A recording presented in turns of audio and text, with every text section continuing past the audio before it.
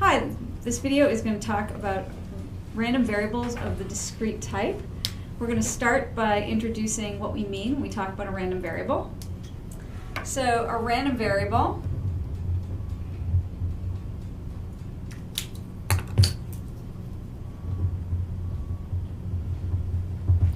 is just any type of numerical quantity that takes on different values according to a random or chance process.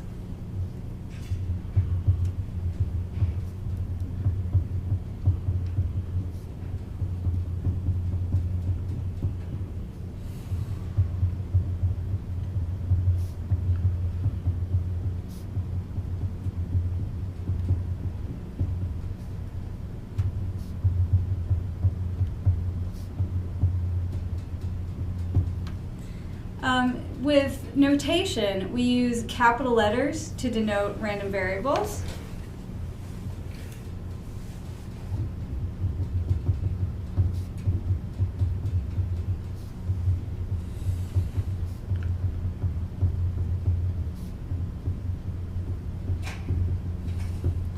And we use lowercase letters to represent the specific values that the random variable might take on.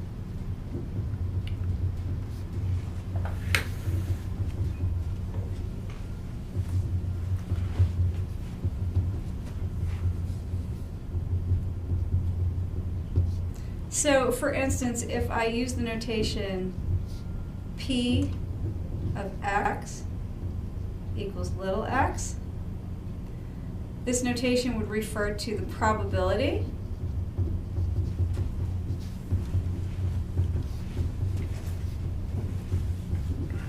that the random variable capital X takes on the specific value little x. And here are some examples of some different random variables. If I were tossing a six-sided die, I could let x be the number showing when the six-sided die is rolled. That would be a random variable. If I roll a six-sided die and continue to roll until a 3 lands facing up, y could be the number of times that the six-sided die needs to be rolled until the 3 lands facing up. That would be a random variable. If I looked at z, the number of people who buy Powerball tickets for the next drawing, that is also a random variable. It has a numerical value and it will be determined by a chance process. If I consider w to be the change in weight after 12 weeks on the South Beach diet, that would also be a random variable. And t, the time it takes a person to run a mile, could also be considered a random variable. So all of these are random variables. They're numerical quantities, and what exactly the value of them will be is determined by a random process.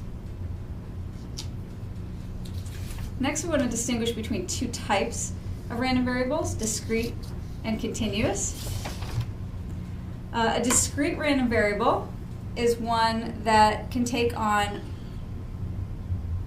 only a countable number of different possible values.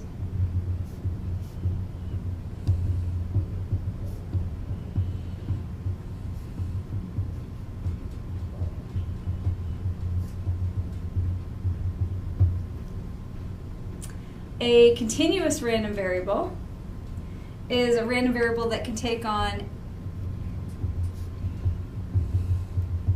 any real number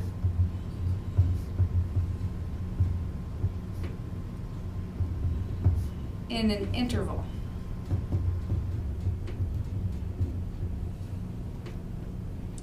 So coming back to our examples of random variables,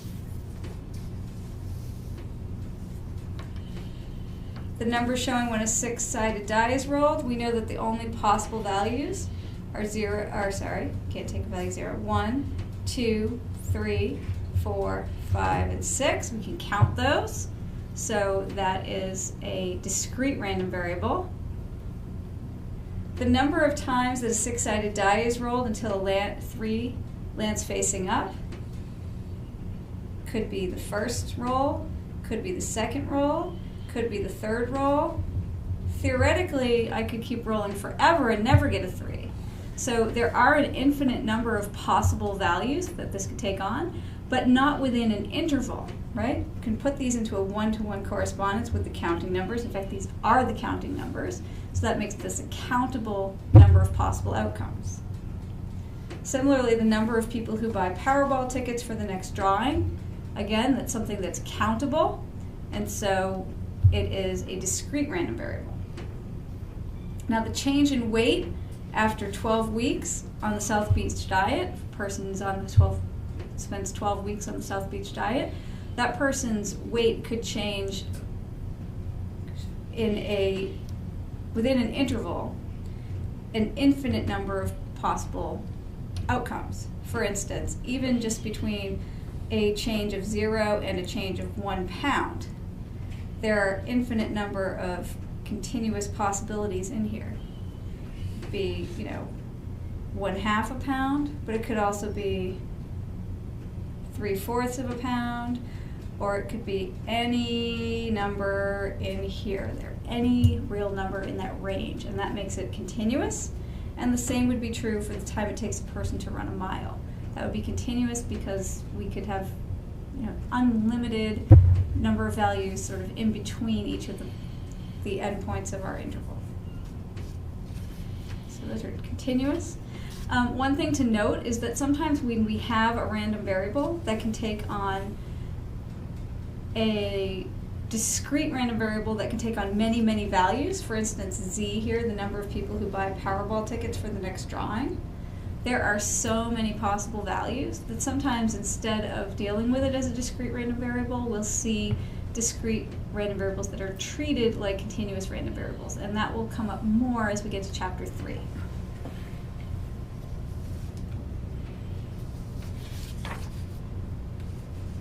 Now, the distinction between a discrete and a continuous random variable is important because we calculate and express probabilities differently for the two types. With a discrete random variable, we can list all the possible outcomes, and there will be positive probabilities associated with specific outcomes.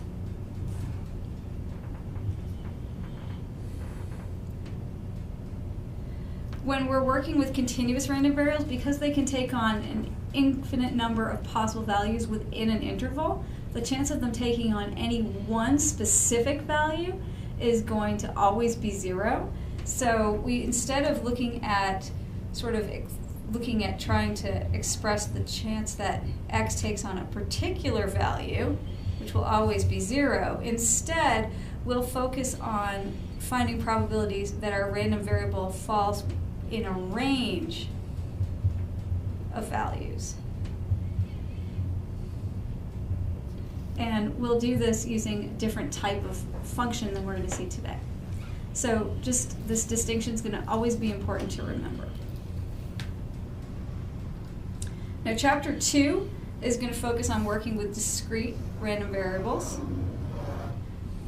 So this will be our focus in chapter 2, which we're starting in this video.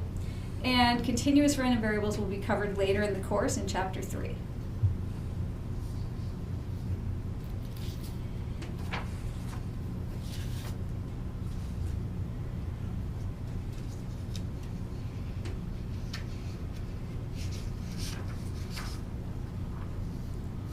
So as I mentioned, if we have a random variable X, capital letter denotes our random variable.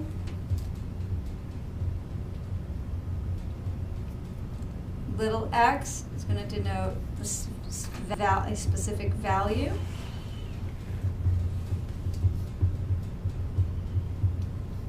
That the random variable takes.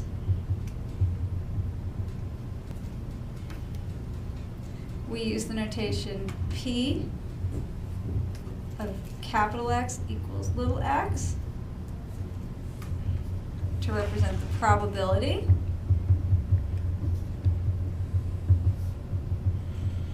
that the random variable capital X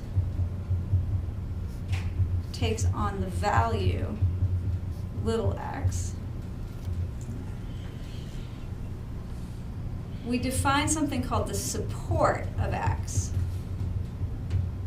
And that's the support of the random variable x.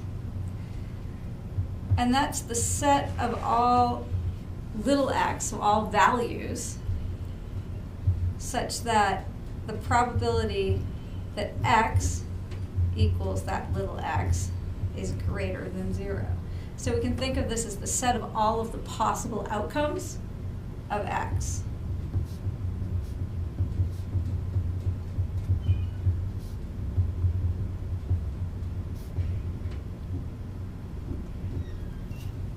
And that's how we'll define the support when we're working with a discrete random variable.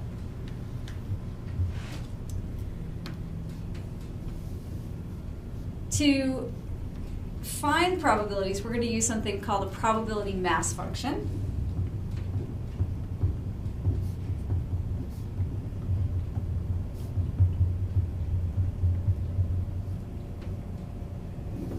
Probability mass function, we abbreviate PMF. And if we want to talk about the probability mass function of a random variable x, we give the notation little f of x. It tells us the probability that the random variable takes on the value little x. And it needs to tell us this for each x that is in the support S.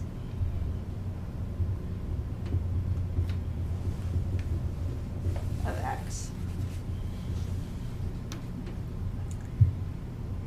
And probability mass functions can give probabilities listed in different ways. They can be listed as a table, they can be shown on a graph, they can be given as a formula. We'll see an example.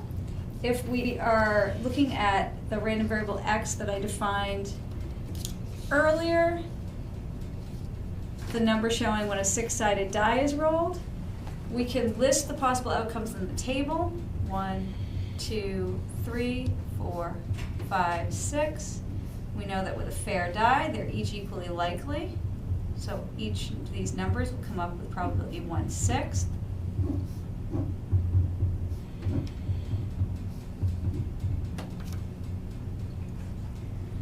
I could write this as a formula. I could say, okay, f of x, probability that x equals x, is 1/6 for x equal to 1, 2, 3, 4, 5, and 6. Same probability mass function, but expressed differently. I could also give the probability mass function with a graph. I could use a graph that shows x on the horizontal axis and the probability mass function little f of x on the vertical axis, and use the height to represent probability, 1/6 for each of them.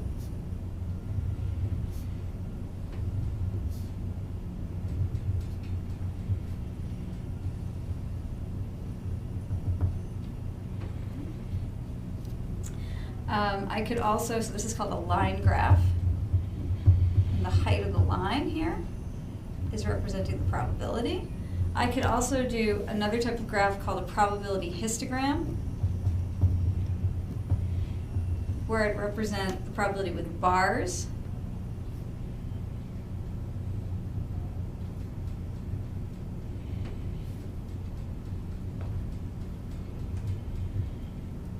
The probability that x takes on the value 1 is 1/6, so here's my probability mass function. 2, I'd have a bar of height 1/6. For outcome 3, I'd have a value of 1/6, and so on. So I can represent it this way. All of these would be valid ways to give the probability mass function for x in this situation.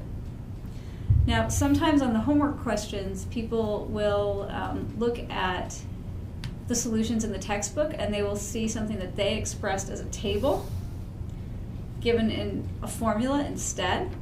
That's fine. It's not wrong to give either answer. They're both equally good answers. They're just expressed differently.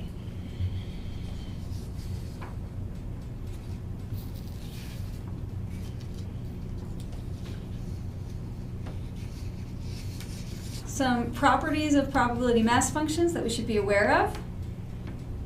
First of all, if S is the support of the random variable x, and then we have that f of x is going to be greater than 0. Sorry, going to be strictly greater than 0, not greater than or equal, for elements in the support. So, and that's how we define the support, so that makes sense. B, if we are to add up over all of the different values in the support and add up all those probabilities, the probabilities need to sum to 1 to be a valid probability mass function. Something in the support must occur. That's really what this says. And then the last thing is that if we have A, which is a subset of the support, if we want to find the probability that X is contained in A,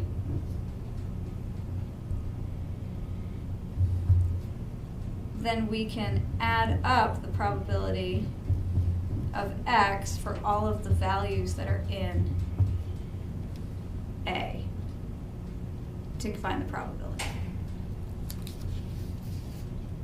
So, for example, if I were working with the distribution that we just looked at, just seeing how these apply, here are the elements in my support, the numbers 1 through 6. I can see that all of them have positive probabilities associated with them. If I add up all these probabilities, they're going to sum to 1. And if I wanted to find the probability, for instance, I said, suppose I'm interested in the probability that X is odd. That's going to be the probability that X is 1, 3, or 5 in this situation. And I can find that by adding up f of 1 plus f of 3 plus f of 5, which is 1/6 plus 1/6 plus 1/6 plus 1/2. So just kind of seeing how those properties apply. And just wanted to make note that these properties look very similar to the axioms of probability that we saw back in section 1.1. Now, in addition to the probability mass function, which tells us the probability that the random variable x takes on an exact specific value, we also have something called the cumulative distribution function. And the cumulative distribution function, what it tells us is, it tells us, and we use CDF to abbreviate cumulative distribution function, it tells us the probability that x takes on a value not equal to little x, but less than or equal to little x. We use the notation capital F of x to denote the cumulative distribution function. Remember, we used little f of x for the probability mass function. Cumulative distribution functions, instead of being defined only over the support of x, are instead defined for all numbers from -infinity up to infinity.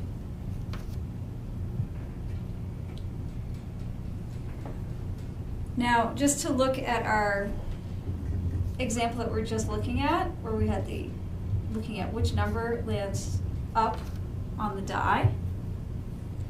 We saw our probability mass function, here's x, and our probability mass function little f of x. Now I'm going to do the cumulative distribution function. So again, I have x, but this time I'm going to have capital F of x over here. It's going to need to be defined for all real numbers, remember. So the chance that my random variable takes on a value less than 1, I can see that there's no probability associated with any values less than 1. So the chance that it'll take on a value less than 1 is 0. So for any value up to 1, the chance it'll take on a value less than that is 0. So this is going to be 0, all the way up until I get to 1.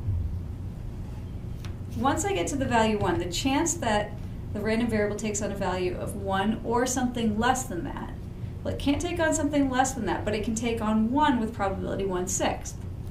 So I'm going to jump up and to 1/6, because that's the chance that the random variable takes on the value 1. Now, random variable can't take on any values between 1 and 2. So for instance, at 1.5, the chance that the number showing on my die is going to be less than 1.5. Well, to be less than 1.5, it has to be 1. That has probability 1/6. So this is going to be constant until I get to the next value in the support where there's positive probability. The probability that x is less than or equal to 2 is the probability that x is 2 or 1. So I'm going to jump up by another 1/6 here. That's the probability that x equals 2. Whoops, I shouldn't be drawing this line. Imagine that line is not there. And again, because there's no probability of any outcomes in between, it's going to stay constant until I get to the next value where I have positive probability. That's at 3. Now the chance that x is less than or equal to 3 is the chance that x is equal to 3 plus the chance that x is equal to 2 plus the chance that x is equal to 1. That gives me 3/6. So I'm going to jump up to 3/6, and it's going to stay constant until I get to 4. At 4, it's going to jump up by another 1/6, which is the probability that x is equal to 4. It'll stay constant until I get to 5. At 5, the chance that x is less than or equal to 5 is the chance that x is equal to 5 or 4 or 3 or 2 or 1. That's 5/6. So it jumps up again. At 6, pretend this is right over 6, it's going to jump up to 1. I know that the chance that x is less than or equal to 6 is 1, because I have to have a value between 1 and 6 on that die. And it's going to stay 1 forevermore. The chance that x is less than or equal to 7 is still going to be 1. So when we look at the cumulative distribution function and the probability mass function, what we can see is that f of x, cumulative distribution function, is a step function when we're working with discrete random variables. The steps occur at values of x that are in the support of the random variable. And at values in the support, the cumulative distribution function is going to increase by the probability of that particular outcome.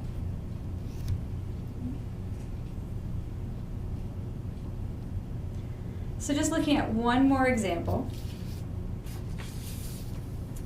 Suppose I'm given the cumulative distribution function, and I want to use it to find the probability mass function. Here's the cumulative distribution function of x. I can see that I have a step function here, and I have steps at 2, 4, and 7. So those are going to be the values in the support. So the support of x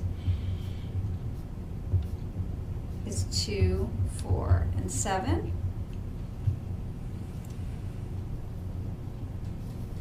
At 2, the value of the CDF increases by 1/4. So that means that f of 2 is equal to 1/4. At 4, I increase from 1/4 to 1/2 in the cumulative distribution function. That's an increase of 1/4. So f of 4 is also 1/4.